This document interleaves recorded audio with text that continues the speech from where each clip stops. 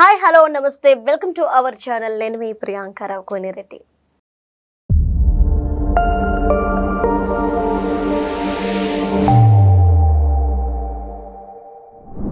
దీపికా పదుకొనే గారు కొన్ని కామెంట్స్ చేశారు. అంటే ఆస్కార్ అవార్డ్స్కు సంబంధించి ఆవిడేమంటున్నారు అంటే మన అవార్డుల్ని అంటే మన భారతీయుల యొక్క అవార్డ్స్ని లాక్కున్నారు అని.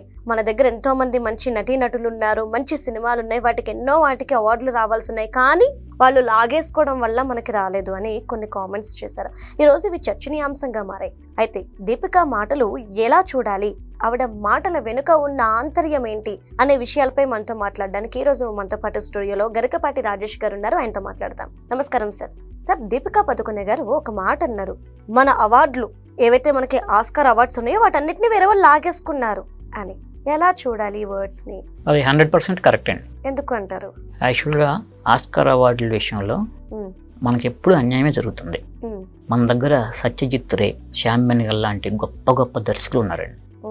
అద్భుతంగా ఉంటుంది వాళ్ళ సినిమా తీసే విధానం కానీ అవన్నీ కూడా. ఇట్లా అంటే ఇంకొకటి కూడా ఇక్కడ వివక్ష ఉందండి. అంటే వాళ్ళేం తెల్లదొరలు, మనమేం నల్లదొరలు.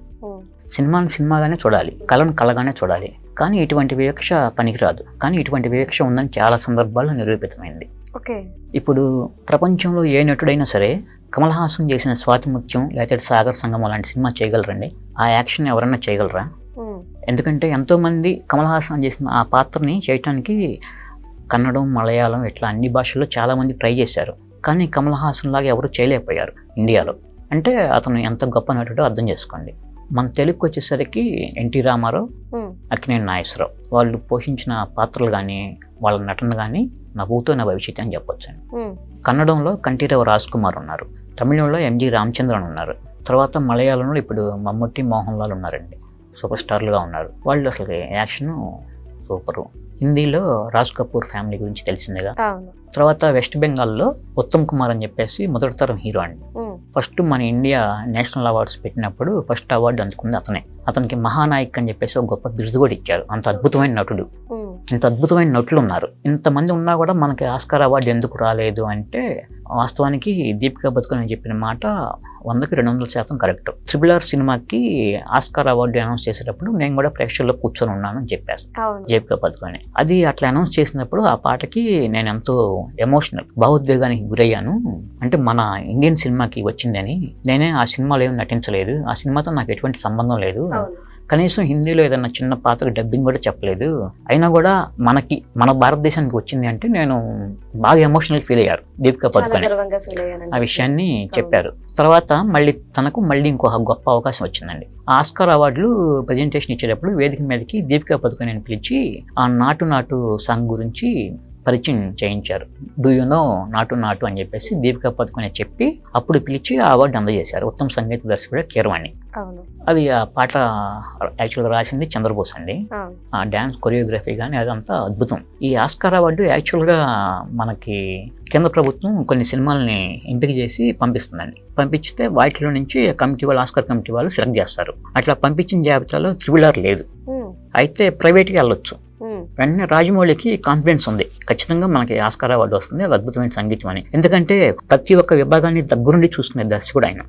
ప్రతి దాని మీద పట్టుంటది. అంత దగ్గరుండి చేసుకున్న మనిషికి దేని మీద ఎట్లా అవార్డు వస్తుంది ఊహించగల ఇది ఉంటుంది కదా. వెంటనే ప్రైవేట్ నామినేషన్ ద్వారా వెళ్ళి సాధించుకోగలిగారు. భారతదేశ పతాకాన్ని రెపరెపలాడించారు. అంటే ఒక అవార్డు తీసుకోవడం కోసం ఒక తెలుగువాడు చాలా కష్టాలు పడ్డాడు, ఎన్నో పరీక్షలు ఎదుర్కొన్నాడు అంటారు. ఒక యుద్ధమే చేశాడు. అవును. ఎందుకు? మన దగ్గర ఐకమత్యం లేదు. ఓకే. ఇప్పుడు తెలుగు సీమని టాలీవుడ్ అంటారు, మలయాళ సీమని మాలీవుడ్ అంటారండి, లేదా మల్లువుడ్ అంటారు, కన్నడ సీమని శాండిల్వుడ్ అంటారు, తమిళం వచ్చేసరికి కోలీవుడ్, అట్లా హిందీ బాలీవుడ్. ఇంతమంది ఇన్ని రకాలుగా ఉన్నా కూడా ఎప్పటికప్పుడు ఎవరికి వాళ్ళు విడిపోయే వ్యవహరించారు. కానీ కలిసికట్టుగా మనం ఒక సినిమా తీసుకొని అంతర్జాతీయ వేదికల మీద మనల్ని మనం నిరూపించుకోవాలి అని చెప్పేసి వీళ్ళు ఎప్పుడు ప్రయత్నించాల. ఎందుకంటే ఏ భాషకు ఆ భాషే వీళ్ళు ఎవరికి వాళ్ళుగానే.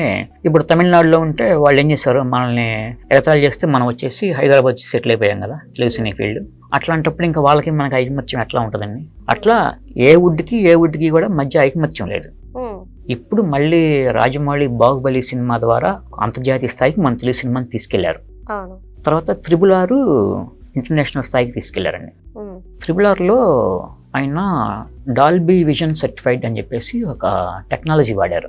మామూలుగా మనకి థియేటర్లో డాల్బీ అట్మాస్ అని సౌండ్ తెలుసు కదా, డాల్బీ సౌండ్ సిస్టమ్ మనకు తెలుసు కదా, అట్లానే పిక్చర్లో కూడా డాల్బీ విజన్ అని చెప్పేసి కొత్తది ఉంది. RRRకి ఆయన వాడారు అది. ఎందుకంటే రాజమౌళి సినిమాలు లేట్ అవుతాయి అని చెప్పేసి ఇప్పటికే బాగా కామెంట్స్ వస్తూ ఉంటాయి కదా, ఎలాగైనా సరే తొందరగా ఇవ్వాలని చెప్పేసి ఆయన ప్రయత్నించాడు. అయితే దానికి తగ్గ టెక్నాలజీ మన ఇండియాలో లేదు అని చెప్పేసి అర్థమైంది ఆయనకి. అందుకని విదేశాలకు వెళ్ళి ఆ RRR సినిమా కోసం ఆ డాల్బీ విజన్ వాడారు. దానివల్ల లేట్ అయింది. తర్వాత ఈ మధ్య రీసెంట్గా అక్కినేని నాగార్జునతో మాట్లాడారు రాజమౌళి, ఇది మన ఇండియాలో ఎక్కడా లేదండి, మీరు తీసుకొస్తే మన సినిమాలన్నింటికీ మేలు చేసినట్లు అవుతుందంటే వెంటనే నాగార్జున అన్నపూర్ణ స్టూడియోలకి దాన్ని తీసుకొచ్చారండి. డాల్బీ విజన్ సర్టిఫైడ్ ప్రొడక్షన్ అని చెప్పేసి అక్కడ పెట్టారు. అంటే పిక్చర్ అది ఒక రెజల్యూషన్, అద్భుతమైన క్వాలిటీ ఉంటుంది. అంత టెక్నాలజీ అంటే రోజు రోజుకి పెరుగుతుంది. అటువంటి టెక్నాలజీని ఇంకా మనం తెచ్చుకోవాలి. యాక్చువల్గా హాలీవుడ్ వాడుతున్న టెక్నాలజీ వేరు, దానికన్నా కొంత మనం 5-6 సంవత్సరాలు వెనుకున్నాం. అంటే మన దగ్గర ఆ కాస్ట్ ఆఫ్ ప్రొడక్షన్ కానీ ఆ రూపాయి విలువను డాలర్తో పోల్చుకుంటే కంపేర్ చేసుకుంటే $1కి 86 రూపాయలు. అట్లా చూసుకుంటే వాళ్ళు పెట్టినంత ఖర్చు మనం పెట్టలేకపోవచ్చు. కానీ అంతకన్నా అద్భుతంగా సినిమాలు ఎన్నో ఇచ్చాం మనం. ఇప్పుడు ఇదివరకు మనకి తెలుగులో గ్రాఫిక్స్ ఏం వాడారండి, అప్పుడు నర్తనశాల, శ్రీకృష్ణ పాండవీయం, శ్రీకృష్ణ అర్జునం ఇట్లాంటి సినిమాలు చూసినప్పుడు వాళ్ళు పైకి బాణాలు వదులుతారు. ఒక్కో బాణం ఒక్కో రకంగా వెళ్ళింది. అంటే ఒకటి పాములాగా, లేకపోతే ఒకటి ఇంకోటి, అట్లా రకరకాలుగా. అప్పుడు అంత పెద్ద గొప్ప దర్శకులు బివి రెడ్డి లేకపోతే నాగిరెడ్డి వీళ్ళంతా ఏ గ్రాఫిక్స్ వాడారు, ఏ టెక్నాలజీ ఉపయోగించారు అట్లా రావడానికి, లేకపోతే మంచం పైకి అట్లా జుమ్మని వెళ్ళిపోతా ఉంటుందండి. ఏ గ్రాఫిక్స్ టెక్నాలజీ ఏం వాడారు, ఏం వాడకుండానే అటువంటి అద్భుతాలు చేశారు. హాలీవుడ్ వాళ్ళు కంప్యూటర్స్ ముందు కూర్చొని ఆ విజువల్స్ అని వాటి గ్రాఫిక్స్ అని చెప్పేసి వాటిని రోజుల తరబడి చేస్తున్నారు. కానీ ఏం లేకుండానే వీళ్ళు లేని రోజుల్లోనే చేశారుగా మన తెలుగు వాళ్ళు. మరి హాలీవుడ్తో పోల్చుకుంటే మనది ఎంత గొప్పదో అర్థం చేసుకోవాలి కదా. అయితే ఒకటి ఫస్ట్ నేషనల్ అవార్డ్స్ విషయంలో కూడా మన ఇండియాలో కొంత వివక్ష ఉందండి. ఎందుకంటే దక్షిణాదికి నేషనల్ అవార్డ్స్ రావడం చాలా తక్కువ, ఉత్తరాదికి ఎక్కువ వస్తూ ఉండేవి. అయితే బీజేపీ ప్రభుత్వం కేంద్రంలో అధికారంలోకి వచ్చిన తర్వాత మారిపోయింది. అంటే బీజేపీకి ఏంటంటే ఇప్పుడు పొలిటికల్ స్ట్రాటజీస్ కొన్ని ఉంటాయండి. తను ఎక్కడైతే రాష్ట్రంలో బలపడాలి అనుకుంటుందో అక్కడ ఉన్న వాళ్ళని ఆకట్టుకోవాలి అంటే ఫస్ట్ ఆ రాష్ట్రానికి సంబంధించిన ఏదో ఒకటి ఒక తాయిలం మనం ఇవ్వాలి అనుకుంటుంది. అట్లా ఎగ్జాంపుల్ కింద తెలుగులో మనం బలపడాలి అనుకుంటే అల్లు అర్జున్ పుష్ప 2 ఉంది కదండి, అతనికి ఉత్తమ నటుడిగా అవార్డు ఇస్తారు.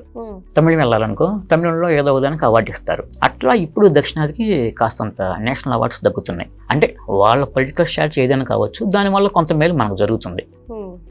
ఇట్లా జరుగుతూ ఉన్న క్రమంలోనే ఇప్పుడు మళ్ళీ రాజమౌళి మహేష్ బాబుతో ఒక సినిమా తీస్తున్నారు కదండి. అది ఇంకా 1500 కోట్ల బడ్జెట్, మొత్తం వరల్డ్లో ఉన్న టెక్నాలజీ మొత్తాన్ని, లేటెస్ట్ టెక్నాలజీ మొత్తాన్ని దానికి ఉపయోగించబోతున్నారు. ఆల్రెడీ దీనికి సంబంధించి మొత్తం టీం మాట్లాడుకొని సెట్ చేసుకున్నారు. ఆ ప్రొడక్షన్ వర్క్ సినిమా షూటింగ్ ప్రారంభమవడానికి ముందు 8 నెలలు జరిగిందండి వర్క్. ఇదంతా అయిపోయిన తర్వాత షూటింగ్ ప్రారంభించారు. ఇప్పుడు దీంతో సరే ఆస్కార్ అవార్డు వస్తుందా లేదా అనేది మనం పక్కన పెడదాము. అయితే దీపికా పదుకొనే చెప్పిన మాటలను బట్టి చూస్తే ఇండియన్స్ చాలా మంది ఇప్పుడు ఆమె చెప్పిన మాటలకి బాగా రియాక్ట్ అవుతున్నారండి. ఎందుకంటే మనకి ఎన్నో గొప్ప గొప్ప సినిమాలు వచ్చాయి, మనకు తెలుసు కదా ఎన్ని వచ్చినాయి అనేది. ఈ నటులు అందరి దగ్గర నుంచి వచ్చినాయి. వాళ్ళందరి దగ్గర నుంచి వచ్చిన సినిమాలకి ఖచ్చితంగా ప్రతి సంవత్సరం ఒక ఆస్కార్ అవార్డు మనకు రావాల్సిందే.